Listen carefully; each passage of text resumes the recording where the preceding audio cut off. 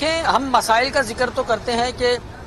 کراچی میں اس وقت میں ضلع وسطی میں موجود ہوں کہ پانی، بجلی، گیس، ادھڑی ہوئی سڑکیں اور دیگر بنیادی مسائل ہیں،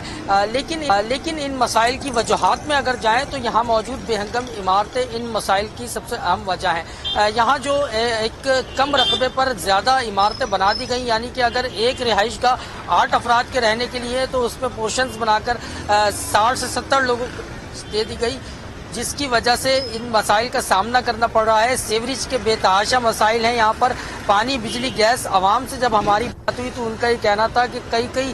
ماہ ہو گئے کہ پانی نہیں آ رہا۔ سیوریج کی لائنیں اس قدر خراب ہیں کہ سڑکوں پر گندگی اور کیچڑ ہی نظر آتی ہے، سڑکیں خراب ہیں، ٹوٹ پھوٹ کا شکار ہیں۔ ان تمام صورتحال پر جو ہے وہ اگر توجہ دی جائے، یعنی کہ اگر اس کے ماضی میں جایا جائے تو آج سے کچھ برس پہلے جو ہے وہ مسائل کم تھے، لیکن جو وقت گزرتا گیا مسائل بڑھتے گئے، جس کی وجہ یہ عمارتیں ہیں، یہ پورشنز ہیں، اور اس کی وجہ سے نہ صرف سیوریج کے مسائل پیدا ہو رہے ہیں بلکہ ساتھ ہی ساتھ جو بنیادی مسائل ہیں جس میں نئی بیماریاں بھی جنم لے رہی ہیں۔ اگر سڑکوں کی ٹوٹ پھوٹ کی وجہ سے فضائی آلودگی بھی اس کا سبب بن رہی ہے، کچرا جو ہے وہ جگہ جگہ موجود ہے، اس کی وجہ سے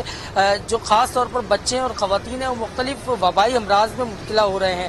اس سلسلے میں علاقہ مکینوں نے ہمیں موقف یہ دیا ہے کہ کوئی جو یہاں پر یونین کاؤنسلز یا کوئی ایسا سسٹم، بلدیاتی سسٹم یہاں پر موجود نہیں ہے کہ جہاں جا کر وہ اپنا دکھ بیان کر سکیں، جہاں جا کر وہ اپلیکیشنز دے سکیں۔ اب تک جو حکمران آئے ماضی میں، چاہے وہ MKM ہو یا پھر پیپلز پارٹی ہو یا پھر پاکستان تحریک انصاف ہو یا کوئی سی بھی جماعت ہو، ان کو جا کر جو ہے وہ جب بتایا جاتا ہے تو مسائل حل نہیں ہو پاتے۔ بارہا مرتبہ گیس، بجلی، پانی سمیت بنیادی مسائل کی یہاں پر شکایتیں کی گئیں، لیکن عوام کا یہ شکوہ سننے کے لیے تیار تو سب ہوتے ہیں، ووٹ لینے کے لیے سب تیار ہوتے ہیں، لیکن اس کا حل نہیں نکالتے۔ اس وقت بھی میرے پس منظر میں دیکھا جا سکتا ہے کہ ایک بے ہنگم سا عمارتوں کا یہاں پر ایک جنگل سا نظر آتا ہے، جو کہ مسائل کی وجہ ہے۔ اس کے علاوہ مسائل کی دیگر وجوہات میں سے اگر مسائل کی دیگر وجوہات کی بات کی جائے تو اس میں جو یہاں پر پانی کی لائنیں ہیں وہ بھی کئی جگہ سے چوک ہے، جو سیوریج کی لائنیں ہیں وہ بھی کئی جگہ سے خراب ہیں، اور اس کے علاوہ یہاں پر جو کچرا جگہ جگہ ڈمپ کر دیا جاتا ہے وہ بھی مسائل کی اہم وجہ بنا ہوا ہے۔